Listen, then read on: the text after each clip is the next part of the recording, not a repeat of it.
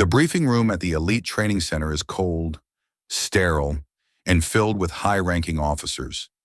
A heavy black folder sits on the table, labeled with a single call sign, Ghost 6. Major Miller, a man known for his ego, flips through the pages and stops. He sees a name, then a gender. He smirks, glancing at his peers. Wait, Ghost 6 is a woman? A few others chuckle, their eyes filled with disbelief. They open the file further. No photos, no long stories. Just raw data, numbers, and mission coordinates. But as Miller reads, the smirk slowly vanishes, and the room goes stone cold. Elena Cross was 32 years old, and if you saw her in the crowded base cafeteria, you would never look twice. She was the woman who worked in the dim corner of the logistics office, the one who checked the equipment manifests, handled the boring training schedules, and made sure the inventory of tactical gear was always up to date. She was fit, but in a way that suggested a regular gym routine rather than the hardened physique of a frontline operator. She was quiet, efficient, and almost entirely invisible to the men who walked the halls with heavy boots and louder voices. To them, she was just support staff, a background character in a world that only valued the roar of the rifle and the weight of the armor. The logistics office itself was a graveyard of paperwork, smelling of old toner and recycled air. Elena spent her days staring at spreadsheets, her fingers moving across the keyboard with a rhythm that matched the ticking of the wall clock. No one knew that those same fingers could disassemble a sniper rifle in the dark in under 30 seconds. They just saw a clerk who liked her herbal tea and kept her desk perfectly organized. Major Miller was the perfect embodiment of this base's alpha culture. He was a Tier 1 operator with a chest full of medals from 3 different theaters of war and a mouth that never seemed to stop talking about his own heroics. To him, the military was divided into 2 distinct groups, the real soldiers who took the shots and the desk jockeys who filled out the paperwork that followed. He had spent the entire morning complaining about the new training supervisor he hadn't met yet, a position that had been empty for months. They're sending some office administrator to evaluate my team's efficiency? Miller had joked over his morning coffee, his voice carrying across the lounge. I hope she brings enough pens. We might actually make her work for once, instead of just checking box counts. I hope she doesn't faint when we start the live fire drills. His squad had laughed with him, their camaraderie built on the shared assumption that they were the apex predators of the facility. They didn't know that Elena was standing right behind them at the condiment station, holding a clipboard and a lukewarm cup of tea. She didn't say a word. She didn't correct his arrogant assumptions or even glance his way. She just listened to their laughter, noted the exact time of the interaction, and walked back to her small, windowless office. This was her life now, the aftermath of a career that officially never existed in any public record. The military is a machine built on the concept of visibility. Rank is displayed in silver and gold on your shoulders. Medals are displayed in colorful rows on your chest for everyone to admire. But Elena had spent 10 years in a unit where rank was an operational hazard and medals were a high-level security risk. She was Ghost 6, part of the Shadow Division, a group so secretive that even the chairman of the Joint Chiefs only knew them by their numbers and their results. In the eyes of her current colleagues, Elena was reliable, but fundamentally uninteresting. She followed the rules to the letter. She stayed in her lane. She was the sweetheart who made sure the ammunition pallets arrived on time and the transport logs were accurate. They judged her by her current role because it was the easiest thing to do. It fit their narrow, outdated definition of power. They looked at her small frame, her calm eyes, and her polite demeanor, and saw a civilian who happened to wear a uniform. But Elena didn't need their approval or their recognition. She had earned her place in rooms they weren't even allowed to know existed. She had watched the sunrise over the frozen peaks of the Hindu Kush and survived the crushing darkness of the North Atlantic floor. She knew that the loudest voices in the room were often the first to break when the pressure reached the red line. She knew that true lethality didn't need to bark to be heard. As the afternoon briefing began, Miller sat at the head of the heavy oak table, leaning back in his chair with a smug, self-satisfied expression. He thought he was there to review a routine performance file for a logistics promotion. He thought he was the most important person in the building. He didn't realize that the heavy black folder in front of him wasn't a standard resume. It was a ledger of a silent war he hadn't even been invited to observe. He tapped the textured cover of the folder with a thick finger. "Let's see what this Ghost 6 has to offer us," he muttered, still grinning at his executive officer. The air in the room was light, almost festive. The mood was dismissive. But as the first page turned and the classified seal was broken, the first crack in Miller's massive ego began to appear. If you think people are often judged before being understood, comment, "That is unfair." The meeting continued, but the laughter died down almost instantly as the first few lines of data hit their eyes. The folder was thicker than it looked, but it didn't contain the typical narrative fluff of a soldier's career. There were no letters of recommendation from local congressmen, no flowery language about bravery under fire or inspirational leadership. It was just columns of cold, hard, undeniable data. Location, Sector 7. Time, 2:44. Result, threat neutralized. Location, maritime border. Time, 21:15. Result, high-value extraction complete. Miller's finger traced the lines, his eyes moving faster now. He was looking for a gap, a mistake, a failed objective, something he could use to justify his initial smirk. But the more he looked, the more he saw a pattern that defied standard military logic. Ghost 6 had been present in every major high-risk theater of the last decade, often at the same time as Miller's own elite unit. But he had never once seen her. He frowned, turning a page and feeling a strange chill in the climate-controlled room. Wait, Sector 9? That was the extraction that went south for the SEALs in 2018. The official report said an unknown asset held the ridge alone for 6 hours while the birds were grounded by the storm. He looked at the entry for Ghost 6 on that exact date. Mission, tactical overwatch support, status, operational, success rate, 100%. There was no emotional story about how she felt or what she said to the men she saved. Just a clinical confirmation that she was there, doing the impossible job that everyone in the special operations community thought was just a ghost story told to recruits. The document even noted the specific windage and elevation she had compensated for. Calculations that would make a NASA scientist blush. The other officers were leaning in now, their postures shifting from relaxed to rigid and attentive. They weren't looking for a woman in the file anymore. They were looking for a titan. They saw mission identifiers that were classified at a level 3 steps above their own pay grade.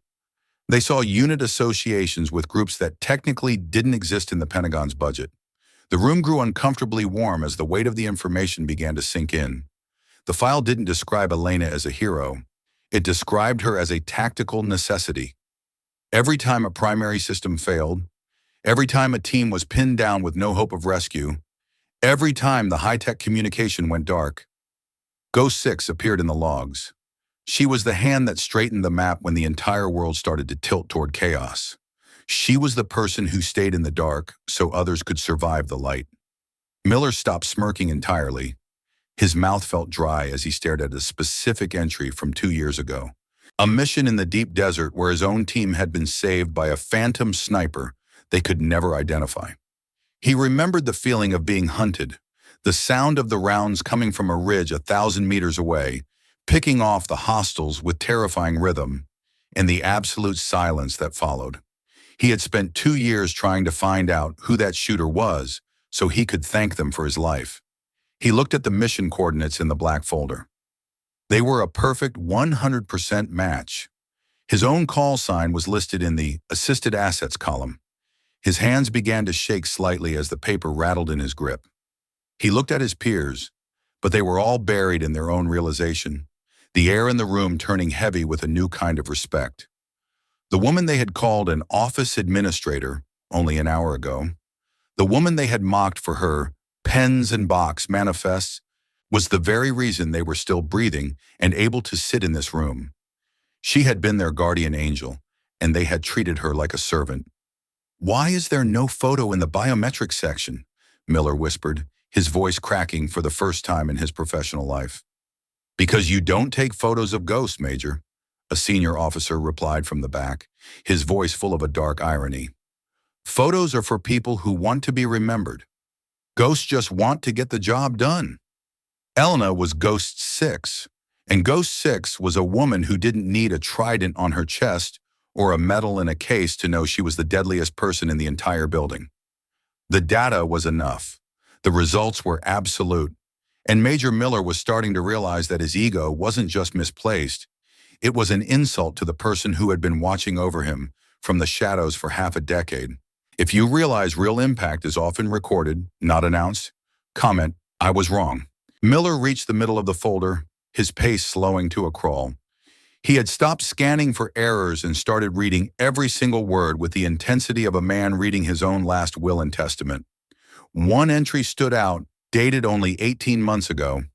Objective: tactical system realignment. Situation: total communication collapse during Operation Stormfront. He remembered that day vividly. It was the infamous blackout in the Mediterranean.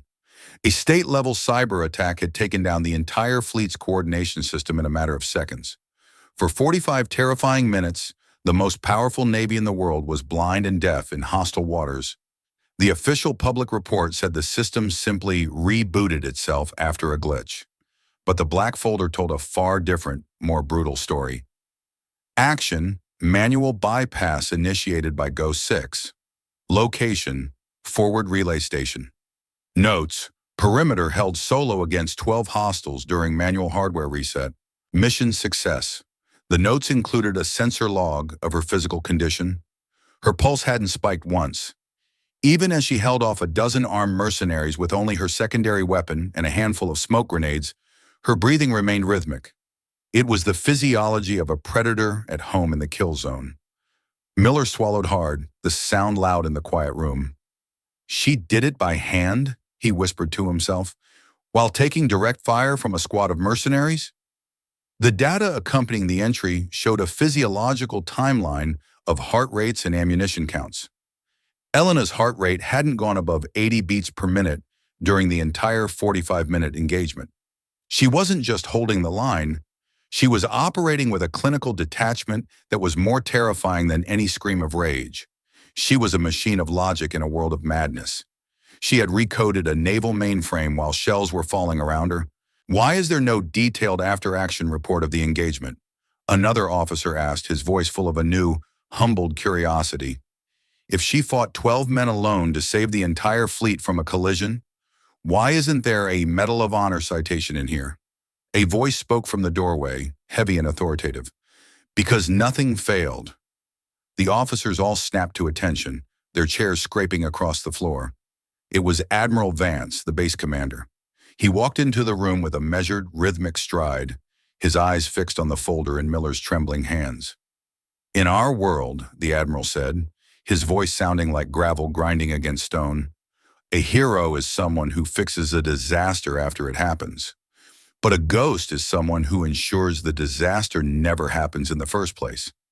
If Ghost 6 does her job perfectly, there is no heroic story to tell because the mission just looks normal to everyone else. We don't report the bullets that don't hit us, Major. We only report the ones that do." He looked directly at Miller, who couldn't meet his gaze. "You spent 2 years looking for the phantom sniper who saved your life in the desert, Major. You wanted a legend. You wanted a man with a trident and a uniform full of patches, but what you got was a woman who knew how to stay quiet so you could keep talking about yourself." Miller looked down at the very last page of the folder. There was a final note written in blue ink by hand.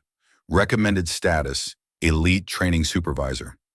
Reason: to prevent the next generation of operators from making the same fatal mistakes of ego and overvisibility. The truth hit the room like a physical shockwave. Elena wasn't retired because she couldn't hack the field anymore.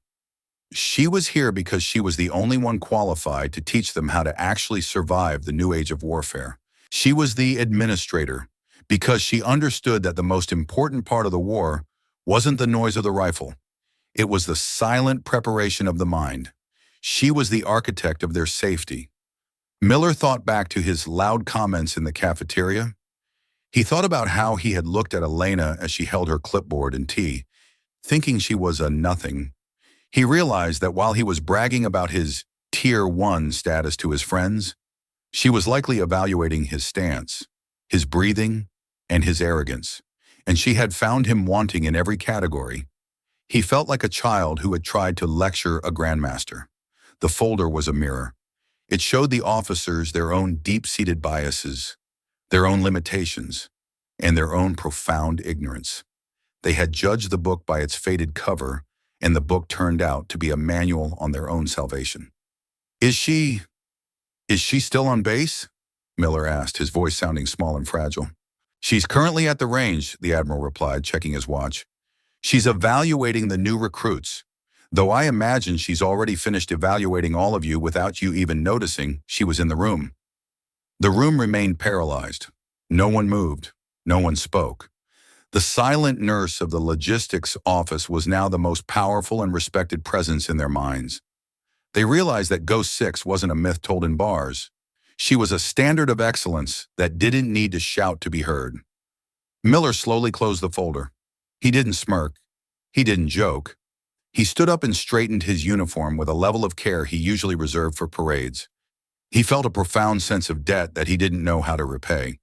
He realized that the woman he had underestimated was the only reason he was alive to be an arrogant fool in the first place.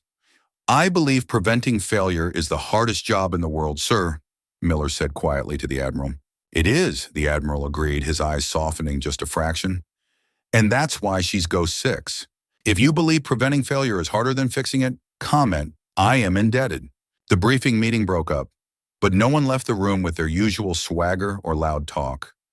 The hallway was eerily quiet as the officers walked toward the North training field. They moved with a new kind of awareness, looking at the support staff in the halls they usually ignored, wondering who else among them carried a secret history in a black folder or a scar hidden under a plain shirt. The air outside was crisp, carrying the scent of pine and gunpowder. Miller reached the observation deck overlooking the long-distance firing range. He saw a group of 30 recruits lined up, their rifles ready, the barrels gleaming in the afternoon sun. Standing directly behind them was Elena. She was wearing her usual plain black athletic gear, no tactical vest, no high-tech helmet, just her wooden clipboard and a stopwatch hanging from her neck. She was moving slowly down the line, adjusting a shoulder here, a finger grip there. She spoke in a low, calm voice that Miller couldn't hear from the deck, but he saw the recruits stiffen and improve their form instantly in response to her touch. They didn't know who she was either.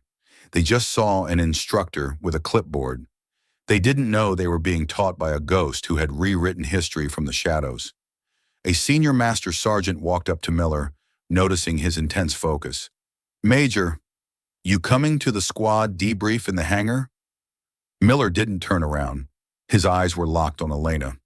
"I was wrong, Sergeant, about everything I thought I knew." The sergeant looked at Elena, then back at Miller's pale face. "You saw the file in the briefing room, didn't you?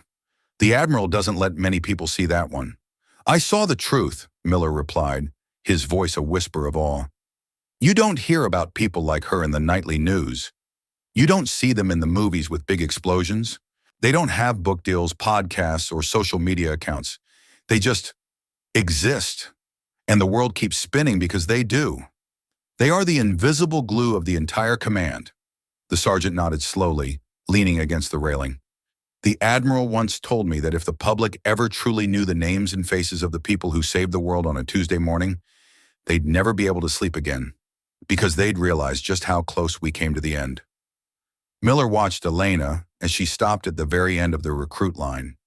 As if sensing his gaze, she looked up at the observation deck. Her eyes met his for a long, heavy split second. There was no anger in them. No "I told you so" smugness. No demand for an apology. Just the same calm, clinical, and unshakable stillness that he had seen in the raw data of the folder. She knew he had read the file, and she didn't care. Her value wasn't in his knowledge of her. It was in her knowledge of the mission. He saw her adjust the strap of her clipboard, a simple, mundane action that now seemed incredibly significant. She turned back to the recruits, and the world seemed to stabilize around her. She was the anchor point. "She's exactly where she needs to be," Miller whispered to the wind. He realized that respect wasn't something you gave to a person because of the shiny stars on their shoulders or the volume of their voice. It was something you gave because you finally understood the weight of the burden they carried in the dark. Elena was the anchor of the entire base. She was the one who held the machine together when the alphas were too busy fighting for the spotlight.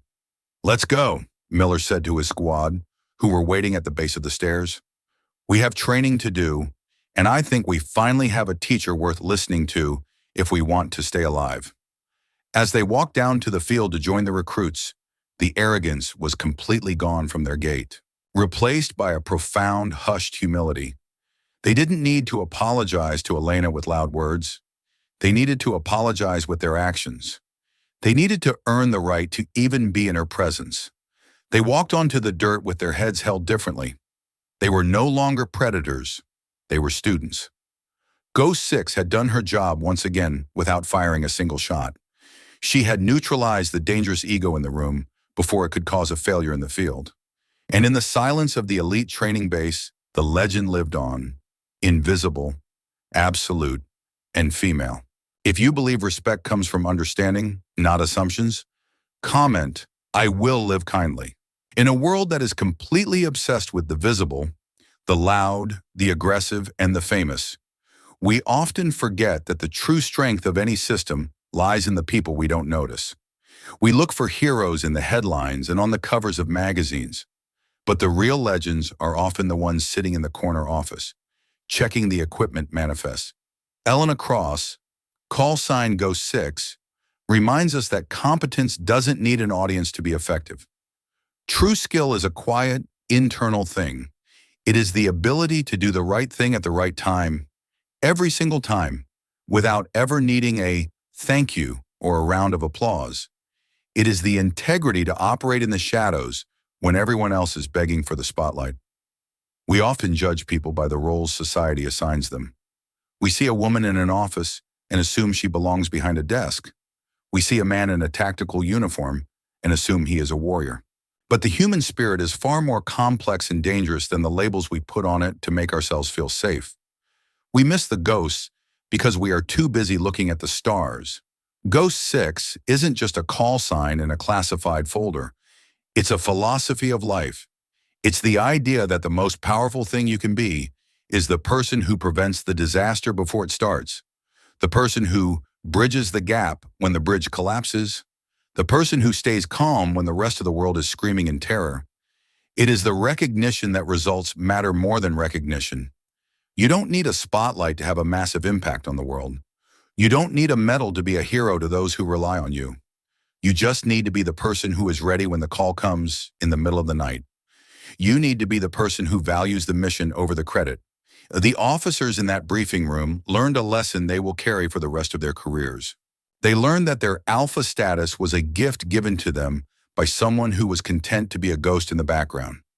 They learned that respect should be the baseline for everyone they meet, regardless of their gender, their job title, or the wrinkles in their scrubs.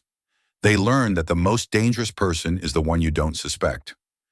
The next time you see someone who looks ordinary, someone who is working quietly in the background while others brag, don't smirk. Don't assume you know their story or their limits, because you might just be looking at the person who is currently saving your world while you aren't even looking. They might be the one keeping the wolves at bay while you sleep. Real strength is invisible. Real bravery is quiet. And real legends don't care if the world knows their name.